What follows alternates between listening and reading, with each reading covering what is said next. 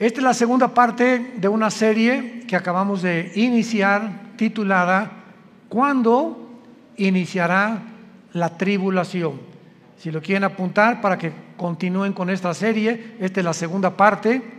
En la primera parte que compartí hace algunas horas, pues di un panorama geopolítico de toda la situación que ha suscitado la invasión a Ucrania, la alianza rusa, China, iraní y Turquía, profetizada hace 2700 años, la forma como el mundo se ha desarticulado a tal grado donde pues ya realmente la gente están como borreguitos, siguiendo todo lo que se les dice, sin investigar, sin usar el sentido común, sin consultar con expertos acerca de todo lo que está pasando. En fin, vivimos un mundo muy difícil. Y una de las cosas más importantes es que la Biblia nos revela que vendrá sobre el mundo un periodo de tiempo de terribles catástrofes. No son comparables con nada de lo que en toda la historia, escuchen esto, ni siquiera con el diluvio universal de los tiempos de Noé. Porque vino el diluvio, ¿verdad? Y murieron inmediatamente todos los seres humanos, menos 8 personas, Noé, su esposa, sus 3 hijos y las 3 esposas de sus hijos. Pero lo que se viene del mundo se compara en la Biblia con los dolores de parto de una mujer. Cuando una mujer entra en dolores de parto, ya casi al iniciar el 9º mes, vienen dolores, van aumentando hasta que se rompe la fuente y llega la criatura tan esperada con el último dolor. Cristo comparó estos dolores de parto como se iba a llevar a cabo o como se iba a suceder los elementos geopolíticos, filosóficos, religiosos en el planeta Tierra antes de que Él venga por segunda vez. Y Cristo nos enseña, y sus apóstoles también muy claramente, que debíamos mantenernos vigilantes. Dice en Lucas 21:30 en adelante, para que sean dignos de escapar. ¿De escapar de qué? Pues de la tribulación. ¿De qué otra cosa vamos a poder escapar, verdad? Porque hay personas que enseñan que la iglesia va a atravesar la tribulación. Pero cuando este estudio nos va a ayudar a ampliar nuestra capacidad de comprensión teológica y bíblicamente para entender que es imposible que la iglesia atraviese la gran tribulación. Nos vamos antes. Tal vez ahorita saliendo, tal vez ahorita en la noche, mañana, la semana que entra, no sabemos el día y la hora, pero ya los cascos del Apocalipsis se encuentran sonando en el cielo. Y a la voz del novio está gritándole a la novia: vengo por ustedes, prepárate, porque muchos en ese momento me dirán: Señor, Señor, y les contestaré: yo nunca te conocí. Hablamos lenguas, hicimos milagros. También los demonios pueden imitar los dones y pueden imitar los milagros. Nunca los conocí porque nunca hicieron mi voluntad. ¿Y cuál es la voluntad de un cristiano? Bueno, cuando se formó la iglesia, desde el inicio de la iglesia, Hechos 1:8, y recibirán poder cuando haya venido el Espíritu Santo y me serán testigos. Entonces, la voluntad de Dios es que tú y tú y tú y yo y todos los que seguimos a Jesús hablemos del amor de la cruz. Le hables a tu familia, le des testimonio de lo que Dios hizo en tu vida. Puedes comenzar con eso: fíjate que pues yo era así y era así, etcétera, etcétera. En la Navidad, en una fiesta, en un cumpleaños, y mi vida cambió. ¿Y por qué? Pues conocí a Jesucristo. Oye, pues yo también sigo a Dios, etcétera, etcétera. Y le contestas tú: ¿a cuál Dios? Los hindúes tenían 6 millones de dioses. Entonces la gente tiene muchas escapatorias, ¿verdad? Yo sigo a Jesús. Una vez le pregunté a una persona y le dije: ¿a cuál? ¿Cómo que a cuál? Le dije: mi cuñado se llama Jesús. O sea, dice, seguimos a Jesús. Bueno, hay cantidades de Jesuses, ¿no? Y el Jesús de la Biblia es otra cosa. Entonces vamos adiestrándonos para prepararnos para estar mejor listos para estos tiempos que vivimos. Muy bien. Muchas personas creen que el rapto de la iglesia va a ser el inicio de la tribulación. O sea, desaparecemos del mundo millones de personas y en ese momento comienza el anticristo a confirmar un pacto con los judíos y con varias naciones árabes. Sin embargo, no es eso lo que enseña la Biblia. El principal propósito de la tribulación, y la tribulación no se inicia con el rapto de la iglesia. Podemos irnos, por ejemplo, hoy en la noche en el rapto de la iglesia, viene Cristo mañana por nosotros, y pueden pasar un mes, 2 meses o tal vez un año cuando comience la tribulación. Entonces no necesariamente viene el rapto e inmediatamente comienza la tribulación. La tribulación, los que quieran apuntar, comienza, tiene su inicio cuando el anticristo confirme un pacto de paz con la nación de Israel y con naciones árabes. Abran sus Biblias en el libro de Daniel, capítulo 9, versículo 27. Daniel 9, versículo 27. En este capítulo 9 de Daniel, de los versículos 24 al 27, se encuentra la famosa semana 70 de Daniel. Porque hace 2600 años, Daniel se encontraba en Babilonia cuando comenzó a leer al profeta Jeremías. Y Daniel descubre, leyendo el profeta Jeremías, de que el exilio o todo ese tiempo en que Nabucodonosor se llevó a los judíos a Babilonia, los 70 años de exilio estaban por terminar. Y Daniel se sorprendió, era un hombre de Dios que oraba 3 veces al día, en la mañana, en la tarde y en la noche. Estamos hablando de 1 a 2 horas diarias, perdón, en cada término de su oración. Entonces se hinca Daniel en el capítulo 9 y comienza a orar a Dios. Señor, ya va a terminar la cautividad babilónica. Jeremías profetizó que serían 70 años, y como él era un hombre que estudiaba la Biblia, como muchos cristianos, me espero que lo estén haciendo, estaba consciente de lo que iba a pasar. Entonces Daniel, después de orar, Dios le manda un ángel, y el ángel baja del cielo, y antes de que el ángel llegue a Babilonia o a donde estaba Daniel, Satanás envía a otro principado, al principado tal vez de Grecia o de Persia, para impedir que el ángel que mandaba Dios llegara a la tierra y le diera a Daniel el programa o la respuesta de cuánto faltaba para que Dios terminara con la nación de Israel. Entonces hay una guerra en el cielo, está en el capítulo 10 de Daniel, hay una guerra en el cielo. Finalmente el ángel llega hasta donde era Daniel, y el ángel le revela a Daniel todo el programa cronológicamente de la nación de Israel. Porque todo el Antiguo Testamento, el pueblo de Dios es Israel. El Nuevo Testamento es la iglesia, y la iglesia no es Israel, ni Israel es la iglesia. Son 2 entidades completamente diferentes. Israel no era el cuerpo de Cristo como se formó con la iglesia. Nosotros somos el cuerpo de Cristo. Israel era la esposa del Padre, y Dios se divorcia, le da cartas de divorcio a Israel, y hasta el momento Israel, el antiguo pueblo de Dios, se encuentra en la banca. Y Dios forma a una entidad nueva que se llama la iglesia desde hace 2000 años, después de la resurrección de Jesucristo y desde el día de Pentecostés. Entonces la iglesia es una entidad completamente diferente de Israel. Entonces Dios, el ángel le dice a Daniel: Daniel, Dios tiene 490 años en su programa para terminar con la nación de Israel. Y la palabra que se usa aquí son 70 semanas.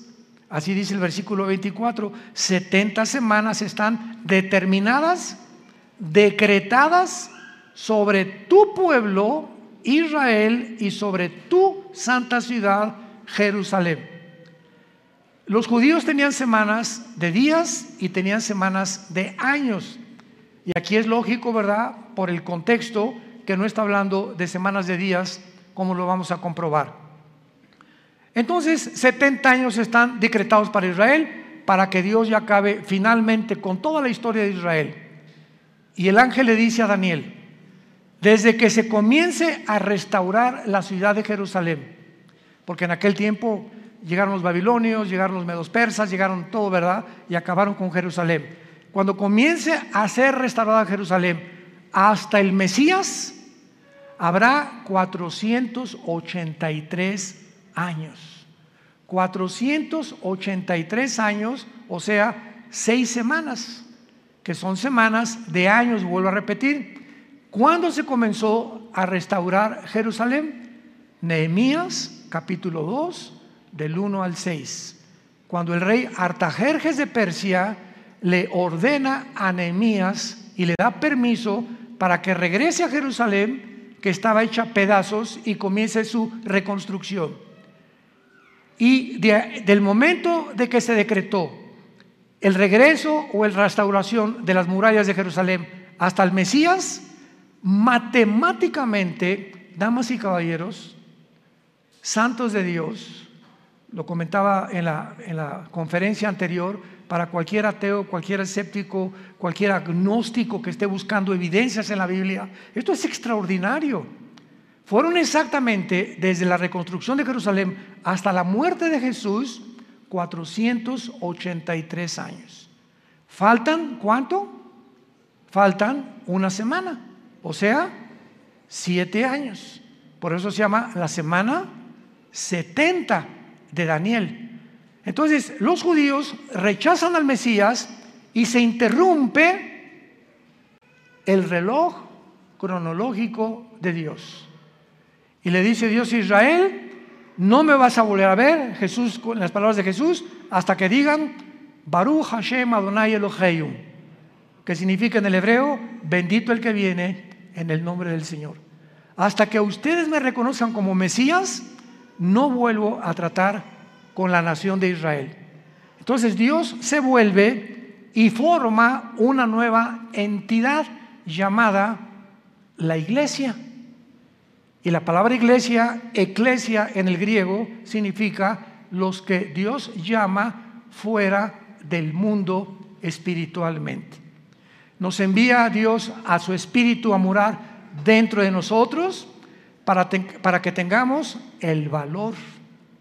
No nos dio espíritu de cobardía, le dice Pablo a Timoteo, sino de poder y dominio propio, para que tengamos el valor de hablar del Mesías al mundo, de hablar del amor de Dios a mi familia, a mis suegros, a mis hijos, a mis padres, a mis compañeros de la oficina, en el bufete, en el consultorio médico, para hablar y decirle al mundo su necesidad profunda, intrínseca, de recibir al Salvador. Ese es el valor que una persona que no tiene a Cristo no testifica.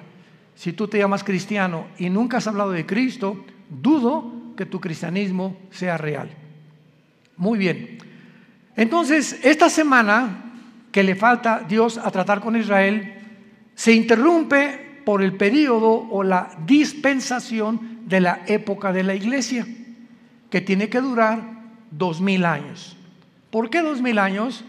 Porque de Adán a Abraham, 2000 años, de Abraham a Cristo, 2000 años, y de Cristo a cuando termina la iglesia, 2000 años, o sea, 6000 años.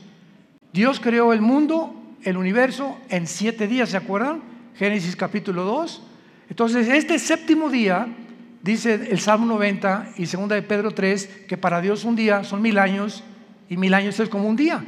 Entonces, Dios establece su reloj cronológico desde los 6 días de la creación, que son un símbolo de lo que va a durar la historia del ser humano en este planeta. 6000 años nada más. Y cuando entremos al milenio, al séptimo día, vamos a entrar al reino mesiánico que serán nuestras vacaciones. Pero ya no vamos a hablar de eso ni nos vamos a adelantar. Es importante que nos ubiquemos ahorita en lo que estamos hablando de la semana 70 de Daniel. Entonces, Israel, ahí nos vemos. Ya no te voy a ver hasta que usted me reconozca. Mientras tanto, Dios se voltea, porque la Biblia dice, los ojos de Jehová están sobre los justos. Y cuando habla la Biblia de los ojos de Jehová, se refiere a su presencia. Entonces, cuando Dios dice, me volteo y no te veo, significa, Dios te ha dejado. Haz lo que tú quieras, Pepito, haz lo que quieras, Carmelita, ya no me vuelvo a meter con tu vida. Y se voltea a Dios y te deja que te hundas y toques fondo. Es la forma como Dios juzga a los seres humanos. Si cuando venga tribulación y angustia me buscarás, y entonces no responderé. Porque no es cuando tú quieras, es cuando oigas su voz, no te endurezcas. Y ahorita ustedes están escuchando la voz de la palabra de Dios. Entonces, adiós Israel, Dios forma a la iglesia y comienza Dios a trabajar con nosotros, con el Espíritu Santo. La iglesia tiene que llegar a su final. Porque si no llega a su final, ¿cuándo va Dios a regresar con Israel? Entonces, durante este tiempo de la iglesia, he oído a muchos predicadores que han dicho que ya Dios no tiene que ver nada con Israel, que la iglesia tomó el lugar de Israel y que Israel ya se olvidó de Dios. Yo siempre les digo, leer Romanos 9, 10 y 11. 3 capítulos del libro de Romanos de Pablo mencionan que Dios no ha acabado con Israel. A nosotros nos injertó en el olivo original, en el olivo natural que es Israel, y nosotros somos el olivo silvestre. No somos el original, fuimos injertados en el olivo y en las promesas que Dios le dio en el pacto abrahámico a Abraham. Entonces todas las promesas que Dios tenía para Israel se vuelven a favor de nosotros, menos la promesa de la tierra, porque la promesa de la tierra que Dios le dio a Israel se va a cumplir en el reino mesiánico. Entonces, ahora que Dios se está tratando con la iglesia tiene que salir del mundo para que estos 7 años que quedan de la semana 70 de Daniel, que se llaman los 7 años de la tribulación, y vamos a ver qué otros términos se usan en la Biblia, Dios trate con Israel y los meta a un horno. ¿Qué microondas ni qué nada? Va a ser un horno de fuego donde los va a purificar para que puedan estar listos y entrar junto con nosotros al reino mesiánico o al reino milenial. Pero veamos el versículo que más nos interesa, que es el versículo 27 de Daniel 9. Y por otra semana, o sea, por otros 7 años, ahí está la semana 70 de Daniel, es la semana que falta para Israel, que son los 7 años de la tribulación. Y por otra semana está hablando del anticristo. Confirmará el pacto con muchos. A la mitad de la semana hará cesar el sacrificio y la ofrenda, y después, con la muchedumbre de las abominaciones, vendrá el desolador, que es el anticristo, hasta que venga la consumación y lo que está determinado se derrame sobre el desolador. Santos de Dios, este versículo 27, por eso la Biblia es más moderna que el periódico de mañana en la mañana. La Biblia es más moderna que cualquier noticia que el mundo pueda sacar, porque todo Dios lo puso con anticipación para que cuando suceda nos acordemos que Dios es el Dios que conoce el futuro. Y ese es el verdadero Dios a quien tú y yo estamos sirviendo. Noten ustedes, hablando del anticristo, versículo 27, y vamos a traducirlo, por 7 años el anticristo va a confirmar, no a afirmar. ¿Ya lo vieron? Confirmar un pacto. Esto significa que cuando nos vayamos nosotros y el anticristo se siente con los rabinos judíos o con los gobernantes de Israel actuales, o no sabemos quiénes serán, para firmar un pacto, confirmar un pacto, estos gobernantes judíos van a aceptar que este hombre les garantice la paz por 7 años, por la semana 70 de Daniel, que son 7 años. Entonces el anticristo les va a decir: por 7 años les garantizo que ninguna fuerza externa, ningún poder, ni Rusia, ni China, ni nadie los va a atacar. Pero al mismo tiempo dice: confirmará el pacto con muchos aparte de Israel.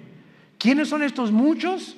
Las naciones árabes, que han sido su principal enemigo de Israel. Ahora, qué maravilloso. Desde 1948 que Israel se estableció como nación soberana, independiente y libre, y el mundo estupefacto volteó hacia Israel, en un día se formó una nación, después de casi 2000 años que estuvieron exiliados por todo el mundo.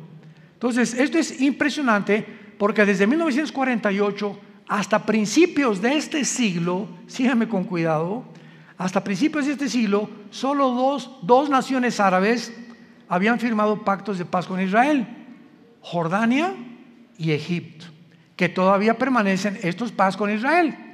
Pero en estos últimos meses de la administración de Trump y la administración de los demócratas en Estados Unidos, las naciones árabes, aparte de Egipto y Jordania, cosa que nunca se había visto en la historia, comenzaron a decirle a Israel: ¿nos das chance de estar bajo tu paraguas? ¿Qué? ¿What? ¿Nos das oportunidad de que quedemos bajo su protección? ¿Cómo? ¿Qué hizo que las naciones árabes comenzaran? Bahrein, los Emiratos Árabes Unidos, Sudán, Marruecos, le estén pidiendo ayuda a Israel a entrar en lo que se llama el Acuerdo de Abraham, que firmó Israel con los Emiratos Árabes, con Bahrein, puras ciudades árabes, y últimamente ya son casi 6 o 7 naciones árabes que están bajo el paraguas de Israel por causa de Irán. Porque Irán comienza a bombardear a Arabia Saudita hace 1 o 2 años, a sus pozos petroleros, y Estados Unidos no interviene, ni tampoco Israel, porque Israel no tiene ningún pacto con Arabia Saudita, es la nación más grande de toda la península arábica. Entonces se dan cuenta los árabes que si Estados Unidos no los protege ya, solamente les queda la aviación y el ejército de Israel, que es el ejército más poderoso del mundo entero. Así de chiquititos, pero bien picosos. Entonces comienzan a pedirle ayuda a Israel: oye, vamos a hacer un acuerdo. Israel feliz, ¿verdad? Porque ahora Israel les da protección y se están protegiendo más y más y más. Y cuando dice que el anticristo va a firmar con Israel y con muchos, ya son 7 naciones árabes las que han firmado el Acuerdo de Abraham. Falta Arabia Saudita. Y Arabia Saudita, ahora que vino el presidente Biden a Arabia, todo el mundo, primero fue Israel, después fue Arabia, todo el mundo estaba esperando porque él venía a eso. Pues vamos a convencerlos de que firmen y se unan a Israel. Pues el jeque de Arabia Saudita le dijo al presidente Biden: no vamos a firmar ningún tratado de paz con Israel, porque tenemos una sola condición: cuando Israel haga la paz con los palestinos y Israel le permita a los palestinos poner un estado palestino dentro de Israel, firmamos el Acuerdo de Abraham, cosa que los judíos nunca van a hacer. Así que le están pidiendo, ¿verdad? Algo que está completamente en contra de la misma política de hace más de 75 años que se formó Israel, para que ellos permitan que los palestinos formen un estado dentro de Israel. Imagínense, ahorita están los palestinos en la Franja de Gaza, están en el Banco Oriental, en Jericó, y están en la frontera con Galilea, en las colinas del Golán, Siria, apuntando los cañones contra Israel. Entonces imagínense que en México haya 2 Méxicos. O sea que la península de Yucatán y Chetumal, etcétera, etcétera, le digan al presidente: pues nos independizamos del gobierno mexicano, pero vamos a estar dentro de la República Mexicana, pero con 2 gobiernos. Vamos a hacer completamente 2 gobiernos, y va a haber 2 gobiernos dentro del mismo terreno geográfico de la República Mexicana. Pues esperamos guerras, ¿verdad? Esperamos siempre haber problemas, porque pues ¿cómo vamos a poder estar 2 presidentes gobernando el mismo terreno geográfico que nos pertenece desde hace miles de años? Entonces Arabia Saudita está ahorita completamente descansando, ¿verdad? Está en pausa hasta que Israel le conceda a los palestinos tener una nación dentro de Israel, cosa que va a suceder. ¿Dónde lo encontramos? En el libro de Joel, en el Antiguo Testamento. Ahí denle la vuelta a Oseas, después de Daniel, para que no se vayan hasta Génesis. Y luego sigue Joel, no se pierdan tanto. Y aquí en el libro de Joel, capítulo 3, que describe la Tercera Guerra Mundial y la venida de Jesucristo, dice así, Joel capítulo 3, versículo 1 y 2, principalmente. Porque he aquí que en aquellos días y en aquel tiempo en que haré volver la cautividad de Judá y de Jerusalén, reuniré a todas las naciones y las haré descender al valle de Josafat, o sea, al valle del Meguido, donde será y se librará la Tercera Guerra Mundial, conocida como la batalla del Armagedón, que se encuentra en Apocalipsis 16, del 12 al 14. Los reuniré en el valle de Josafat, y allí entraré en juicio con ellas a causa de mi pueblo y de Israel, mi heredad, a quienes ellas esparcieron entre las naciones y repartieron mi tierra. Una de las razones por las cuales Dios se va a enojar con la nación de Israel es que van a acabar cediendo a la presión de otras naciones para permitir dos naciones dentro de una nación. Repartieron mi tierra, la tierra que Dios le prometió a Abraham, a Isaac y a Jacob. Muy bien, ahora veamos este famoso pacto de paz o tratado que confirmará el anticristo, porque hay 5 cosas claves de este tratado, los que lo quieran apuntar. Número 1, el tratado de paz que el anticristo va a confirmar con Israel será entre Israel y el anticristo, involucrando a naciones árabes. Número 1, involucrando a naciones árabes. Puesto que el anticristo tiene que surgir de alguna de las naciones que formaron el antiguo imperio romano, él será el principal protagonista. Ahora vean esto. Para los judíos el anticristo va a ser casi como un Mesías, porque para que hayan confiado que nadie los va a agredir y para que el anticristo tenga el poder de detener a naciones que sean contra Israel, es porque el anticristo va a ser un personaje sobrenatural, controlado por un principado completamente angelical, un principado de Satanás. Ahora esto es muy importante, ¿verdad? Porque él va a ser el principal protagonista y él no va a permitir que nadie los ataque. Antes de que el anticristo firme este tratado, va a haber 2 guerras en Israel que están mañana en el periódico delante de nosotros. La primera es la del Salmo 83. El Salmo 83 profetizó hace 3000 años que las naciones árabes que forman el círculo cercano a Israel, Egipto, Jordania, el Líbano, Irak y Siria, van a tratar de aniquilar a Israel por segunda o tercera o cuarta vez. Lo intentaron en el 48 cuando regresaron. Al otro día, cuando el primer ministro de Israel proclamó Israel como un estado libre y soberano, los atacaron al otro día, el 15 de mayo de 1948. Los volvieron a atacar en 1956. Los volvieron a atacar en la Guerra de los 6 días, 1967, junio del 1 al 7 de 1967. Y los volvieron a atacar en la Guerra de Yom Kippur, 1973. Cuando Yasser Arafat formó el movimiento para la liberación de Palestina, jurando en el decreto que tienen los palestinos: nunca permitiremos que podamos tener un gobierno en Israel sin Jerusalén. Imagínense nada más.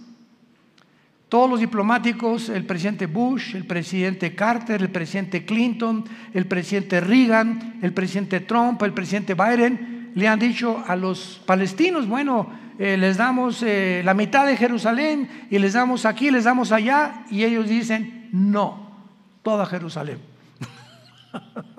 O sea, cosa, ¿verdad? Me río porque es una imposibilidad. Como dijo Benjamín Netanyahu, que tal vez próximamente vuelva a recobrar el primer ministerio en Israel, Netanyahu dijo, el día que realmente nuestros enemigos quieran que les demos Jerusalén, vamos a tener lista la operación Sansón. Así se llama, la operación Sansón. ¿Qué pasó con la operación Sansón? ¿Se acuerdan de la vida de Sansón? En Números capítulo 3 en adelante. Bueno, a Sansón le sacaron los ojos, una mujer lo debilitó en sus fuerzas por andar ahí de rabo verde, ¿verdad?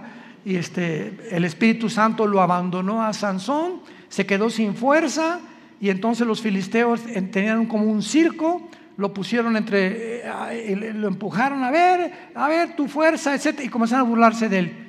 Y ahí Sansón, en medio de este espectáculo donde todos se burlaban de él, los filisteos, le dijo a Dios, Padre, por favor yo te pido, como un último acto de mi voluntad, llévame a donde haya 2 columnas, porque Sansón conocía el teatro filisteo, para que yo pueda derribar este teatro. Y entonces unas personas que lo guiaron, ¿verdad?, lo pusieron debajo de las 2 columnas, y entonces Sansón muere junto con todos los filisteos.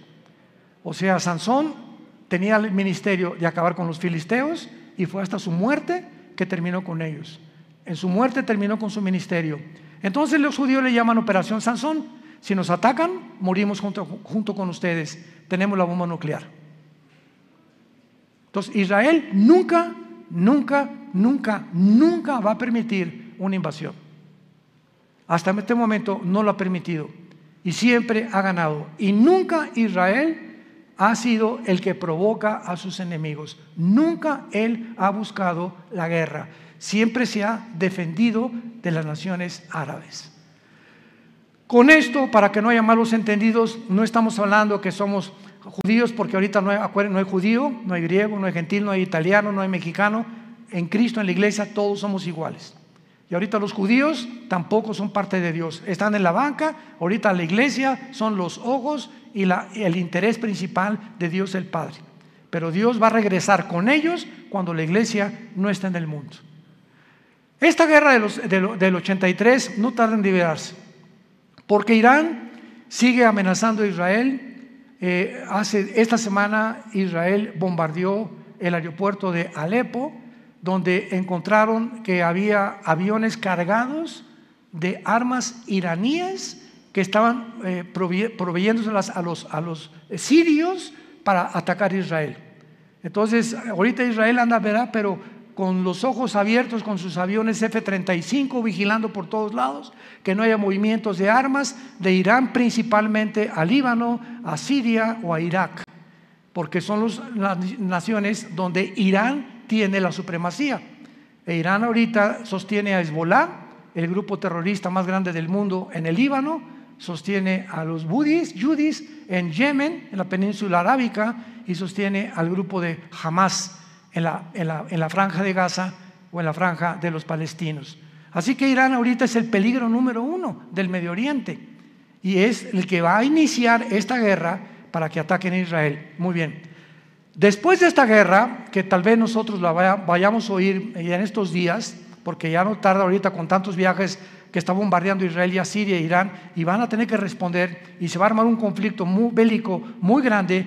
Israel va a volver a ganar, de acuerdo al Salmo 83, va a volver a ganar. Y después de la guerra del 83 viene la guerra de Gog y Magog. Ezequiel 38 y Ezequiel 39 en el Antiguo Testamento. ¿Cuál es la guerra de Gog y Magog? Cuando Rusia, Putin, vea que ya los judíos vencieron a los árabes. Ahorita Putin está reuniendo a todas las naciones islámicas del mundo entero bajo su sombrilla. Y bíblicamente en Ezequiel 38 las naciones que van a estar en la región de Magog. Magog es una zona geográfica que comienza desde Finlandia, el mar Báltico, baja por Ucrania. Ucrania pertenece a Magog, por eso nunca se va a salir Putin de Magog, de Ucrania jamás. Kirguistán, Uzbekistán, Kazajistán, Afganistán, Pakistán y todas las regiones del mar Báltico y del mar Negro que están al sur de Rusia, que se dividieron de Rusia en 1991, cuando el comunismo cayó, se perdió Rusia, la Unión Soviética, el 30% de su territorio, que son todas estas naciones que ahora son independientes de Rusia. Pues Putin, su propósito es reunirlas a todas, y todas son musulmanas, menos Ucrania. Todas son musulmanas, menos Ucrania. Y todas estas naciones se van a unir después de la guerra del 83 para venirse en contra de Israel. Qué interesante que Putin tenga semanas buscando alianzas con todas estas naciones. Ya está en Kazajistán, acaba de salir de Kazajistán hace algunos días y va a comenzar a recorrer o a hacer una campaña para unir estas naciones y se cumpla Ezequiel 38 y 39, que será la guerra de la antesala de la guerra del Armagedón. Y pienso de una forma particular que estas dos guerras, la del Salmo 83 y la de Ezequiel 38 y 39, van a suceder antes de que nos vayamos de este mundo. Es posible que veamos y seamos testigos de estas dos invasiones. Y el anticristo, viendo que otra vez derrota Israel a Rusia, porque viene de Rusia con Gog y las naciones musulmanas, entonces el anticristo va a ser el papucho de papuchos.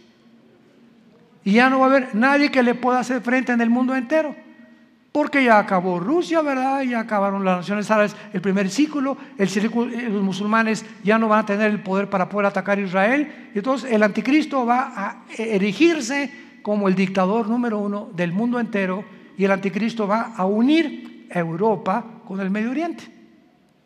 Se van a formar dos continentes, Asia, Medio Oriente y Europa, en una mezcla. Daniel capítulo 7, los 10 cuernos y los 10 dedos de la estatua de Nabucodonosor, y de entre estas 10 naciones, 5 de Europa y 5 del Medio Oriente, dentro de una de ellas, Daniel 7 dice, surgirá el anticristo.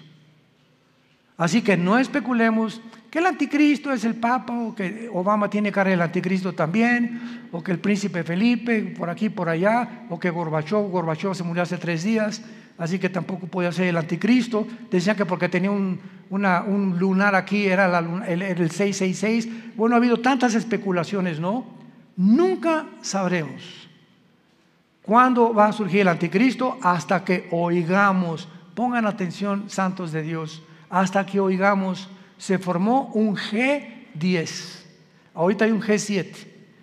5 naciones de Europa, viendo que ya no pueden subsistir por el gas que Rusia les está impidiendo tener ahorita el invierno de este año en la Unión Europea, ha aumentado el gas en cada nación de Europa 10 veces más. Entonces Europa se encuentra hundiéndose económicamente, y ahora sin gas, porque Rusia le está cerrando ya la llave por haber tratado de ayudar a Ucrania. Va a quedar Europa tambaleándose, ¿verdad? Y no hay mejor caldo de cultivo para un dictador que cuando una nación está en problemas, como lo fue para Adolfo Hitler. Adolfo Hitler en 1932-33 acaba de pasar la Primera Guerra Mundial, perdió Alemania en la Primera Guerra Mundial. Vino el caos económico en los 30s, donde la gente se está muriendo de hambre. Y en medio de este caos, Alemania estaba llena de comunistas, porque el comunismo comenzó en el 93 con los bolcheviques, con Lenin. Estaba sin trabajo, no había fábricas, y llega Hitler y crea la Volkswagen, que significa el carro del pueblo. Fernando Porsche fabrica los primeros carros Porsche, hace fábricas, saca Hitler a los comunistas de Alemania, y pues decía la gente, este es el hombre que estamos esperando. Siempre el engaño del populismo, ¿verdad? de los gobiernos populistas. Este es el que estábamos esperando, porque siempre desgraciadamente estamos esperando un hombre que nos saque del hoyo, y no hay nadie que nos pueda sacar más que Jesucristo, el Hijo de Dios, nada más. Entonces Hitler tenía el caldo de cultivo, ¿verdad? Igual todos los grandes dictadores que ha habido en la historia, Saddam Hussein, el que tú me quieras mencionar, surgen cuando el problema en la nación se encuentra completamente económicamente quebrantada. Y de ahí el que surja en la nación le estará eternamente agradecido que lo sacó del hoyo, pues el anticristo se formará y lo adorarán como Dios. De los milagros va a solucionar el problema de Europa, va a solucionar el problema del Medio Oriente, va a solucionar el problema de África, va a solucionar el problema del hambre, del clima y de todos los problemas que ahorita han sido insolubles. El anticristo tendrá la sabiduría, la destreza, el poder de poder realizarlo.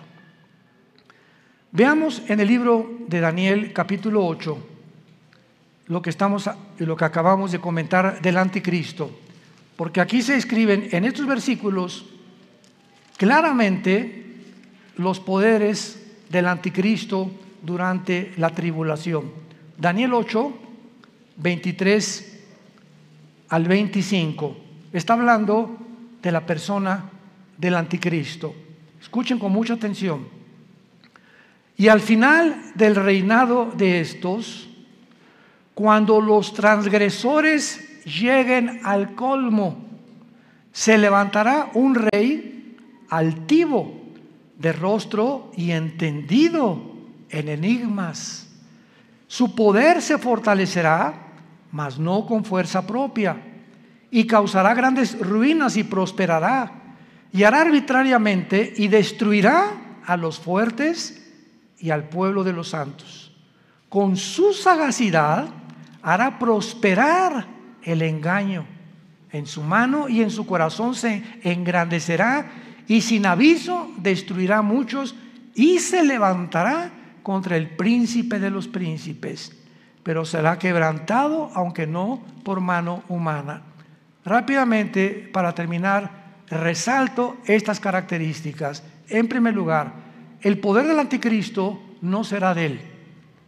Su poder se fortalecerá, mas no con fuerza propia, y lo explica Apocalipsis capítulo 13.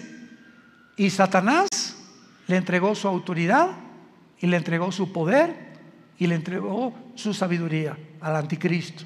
Por eso dice, su poder se fortalecerá, pero no de él. Todo lo que él haga será porque estará completamente poseído por principados demoníacos.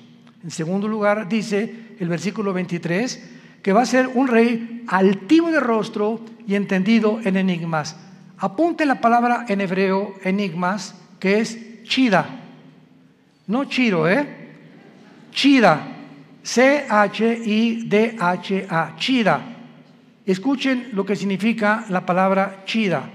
Significa dichos o cosas difíciles de resolver, problemas para la inteligencia común del ser humano. O sea, que él va a tener una capacidad sobrenatural, científica, filosófica, política, religiosa, que va a asombrar a la mente más brillante que pueda en ese tiempo existir en el mundo. Entendido en enigmas, su poder se fortalecerá, prosperará y hará arbitrariamente y destruirá a los santos con su sagacidad. Esta palabra sagacidad es la palabra sekel en el hebreo, S y con K, sekel, apúntala, que significa inteligencia para resolver crisis. Con su inteligencia para resolver crisis hará prosperar el engaño. O sea, todo su reino será de engaño, de mentiras, de promesas falsas, porque a los 3 años y medio, en lugar de los 7 años, entrará al templo judío, les permitirá reconstruir el tercer templo a los judíos, los traicionará a los judíos y comenzará la persecución. Mateo 24, 15 al 20. Así que nos encontramos, hermanos, ante un panorama delante de nosotros que es muy claro, porque será un pacto firme el que va a confirmar. Va a iniciarse con 7 años de falsas promesas. Les dará a los judíos el derecho de reconstruir el templo, y a los 3 años y medio profanará el templo, persiguiendo a los judíos y a los cristianos que queden en aquellos días. Tenemos ante nosotros una película, por eso se llama el Apocalipsis. ¿Saben qué significa la palabra Apocalipsis? Viene del griego descorrer la cortina, es lo que significa, descorrer la cortina. Dios en el Apocalipsis nos descorre las cortinas que nadie con su inteligencia natural o humana puede penetrar en el futuro más que el Dios de la Biblia. Nos corre y nos abre la ventana para que nos asomemos y nos diga: he aquí, vengo en breve. Dichosos los que lavan sus ropas para tener derecho al árbol de la vida, y para que sepan que en cualquier momento vengo por ustedes, y muchos se arrepentirán, se jalarán los pelos al darse cuenta que era demasiado tarde, porque nunca hiciste firme tu vocación y tu elección. La puedes tú hacer en esta tarde a través de la convicción que el Espíritu Santo causa en tu corazón. Oremos. Te damos gracias, Padre y Dios de Jesucristo nuestro Señor, el gran pastor de las ovejas, por el pacto sempiterno. Oramos que Dios te haga hacer, que te motive, y que tu pueblo pueda despertar, Señor, porque tu pueblo está dormido. Hay un engaño operando en el mundo entero ya, haciéndonos creer cosas que no son reales. Los medios de comunicación están llenos de mentiras, falsedades por todos lados, donde el mundo ya no sabe qué creer y qué no creer. Pero tenemos la palabra profética más segura, a la cual haríamos bien en estar atentos como una antorcha que alumbra en lugar oscuro, hasta que el lucero de la mañana salga en nuestros corazones. Gracias, Padre, por tan grande salvación, por esa cruz donde tu Hijo le pusieron espinas en la cabeza, clavos en las manos y clavos en los pies, y desangrando y agonizando, Él pudo expresar las palabras más sublimes que un hombre en ese estado pueda expresar: perdónalos, porque no saben lo que hacen. Pero en este momento tú ya sí sabes que Él murió por ti, para pagar por tus pecados, que fue enterrado, crucificado y resucitado a los 3 días, y que tú necesitas abrazar esa cruz hoy, que tu corazón está preparado, e invitarlo a tu vida como tu Señor y Salvador. Dile estas palabras desde lo profundo de tu alma, si quieres en este momento arrepentirte de tu vida y entregársela a Dios. Padre, te pido perdón por mi vida, por mis pecados. Creo que en esa cruz con tu sangre pagaste por ellos, y que a los 3 días resucitaste de los muertos. Y porque creo que vives, Jesús, te pido que entres a mi corazón como mi Señor y mi Salvador. Te doy gracias por la vida eterna y por lo que harás en los pocos días que me quedan de vida para hablar de ti, Señor. No perderé ninguna oportunidad ya en la vida de dar testimonio de tu gracia y amor en la cruz. En el nombre de Jesús. Amén. Gracias a Dios por esta palabra. Gracias a Dios por este libro maravilloso que Dios nos ha dejado. Ámala. Lee la Biblia, estudia la Biblia, memoriza la Biblia, medita la Biblia, día y noche. Y Dios te promete, el Dios que inspiró este maravilloso libro, que es un compendio de 66 libros, que Él te hará prosperar en todo lo que tú hagas, si tú buscas a Él y su reino en primer lugar. Y Él no es hombre para que mienta, ni hijo de hombre para que se arrepiente. Lo que Dios cumple lo va a hacer realidad en tu vida. Pero tú tienes que apegarte, abrazar arraigarte a esta palabra santa. En la mañana ábrela en los Salmos, en Proverbios, en Juan. Léela 15 minutos, 20 minutos. Antes de leerla, Padre, abre mi corazón a tu palabra. Dame entendimiento, Espíritu Santo.